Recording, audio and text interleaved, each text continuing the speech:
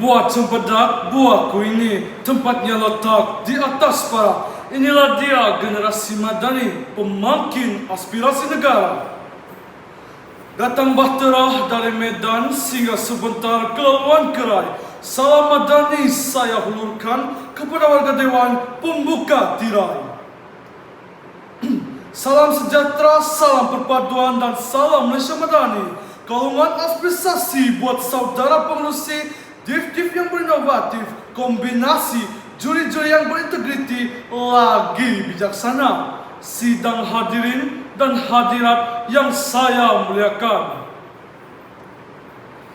saya pasangkan kaki di arena pidato ini bagi menguntaikan hujah saya di bawah maudu generasi madani, pemangkin kemajuan dan integriti.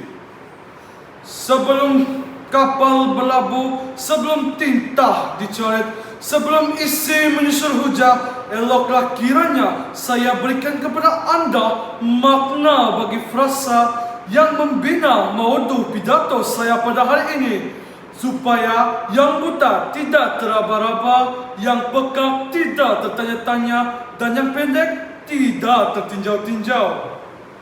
Generasi madani merujuk kepada generasi yang matang, berpengetahuan dan berintegriti. Generasi inilah yang akan mewarisi tampuk kepimpinan negara kita pada masa hadapan. Maka, apakah aspirasi yang seharusnya kita junjung sebagai generasi madani? Oleh itu, izinkan saya untuk berkongsi 3 aspek utama yang menjadi tunjang kepada aspirasi kita. Hadirin dan hadirat sekalian, wacana saya yang pertama ialah generasi madani perlulah mempunyai impian dan wawasan yang jelas. Sejarah membuktikan bahawa impian yang besar adalah pemangkin kepada perubahan yang besar. Kita boleh lihat contoh tokoh-tokoh hebat seperti Tun Dr. Mahathir Mohamad dan Nelson Mandela yang telah berjaya mengubah nasib negara masing-masing melalui impian dan wawasan yang jelas. Oleh itu, kita sebagai generasi muda seharusnya perlu menetapkan matlamat dan perlu bekerja keras untuk mencapainya, agar segala impian dan wawasan kita dapat dikecapi melalui usaha kita sendiri. Wacana saya yang kedua adalah berkaitan dengan pendidikan. Ya, pendidikan. Pendidikan yang berkualiti adalah asas kepada pembentukan generasi madani. Pendidikan bukan sahaja membekalkan kita dengan ilmu pengetahuan seperti sains, teknologi, ilmiah, sastra dan sebagainya, tetapi pendidikan juga mendedahkan kita dengan nilai-nilai murni seperti integriti, tanggungjawab dan keadilan. Bukan itu saja, melalui pengajaran dalam pendidikan agama Islam, pelajar Muslim didedahkan dengan hukum-hukum syariah serta rukun Islam. Maka peranan ibu bapa dan guru-guru mainkan peranan penting dalam membimbing kita agar sentiasa berusaha menjadi individu yang berakhlak mulia dan berdaya saing. Ingat, pendidikan yang holistik mampu melahirkan individu yang boleh berfikir secara kritis, kreatif dan inovatif. Sebelum saya melanjutkan pidato saya pada hari ini, izinkan saya untuk menyampaikan serangkap pantun. Guna teknologi bersama si Fiat, datang si Rama membawa harapan. Mahir teknologi banyak manfaat, dikekal bersama penerus harapan. Wacana saya yang terakhir adalah generasi madani perlu dilengkapi dengan kemahiran abad ke-21. Dalam era revolusi industri 4.0 ini, seharusnya generasi muda perlu menguasai teknologi dan juga kemahiran digital.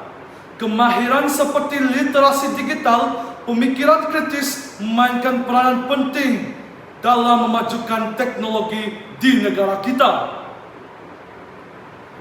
Dan juga kita perlu memanfaatkan teknologi untuk membuka peluang serta inovasi yang boleh membawa kepada kebaikan negara kita dan juga masyarakat.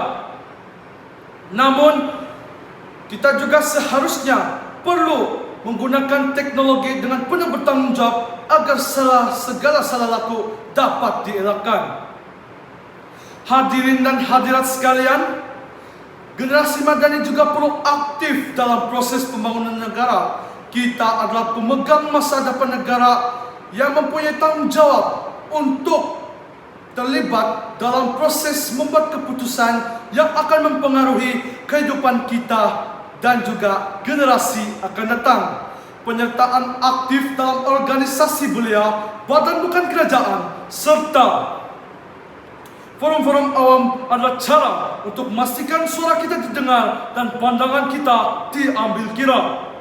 Dalam mencapai aspirasi kita sebagai generasi madani, prinsip integriti tidak boleh diabaikan. Integriti adalah asas kepada kemajuan dan kestabilan negara.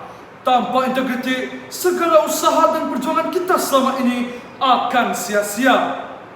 Oleh itu, marilah kita bersama-sama menanamkan nilai-nilai integriti dalam setiap aspek kehidupan kita, tidak kira bersama dengan keluarga atau berada di tempat kerja ataupun sekolah. Sebelum saya menutup tirai wacana ilmu kita pada hari ini, marilah kita sama-sama berganding bahu, menyokong dan membimbing antara satu sama lain untuk mencapai aspirasi kita sebagai generasi madani. Dengan segala usaha dan komitmen yang berterusan, saya yakin kita mampu membawa negara kita ke arah kemajuan yang lebih berintegriti dan gemilang. Sekian saja daripada saya. Sekian, terima kasih.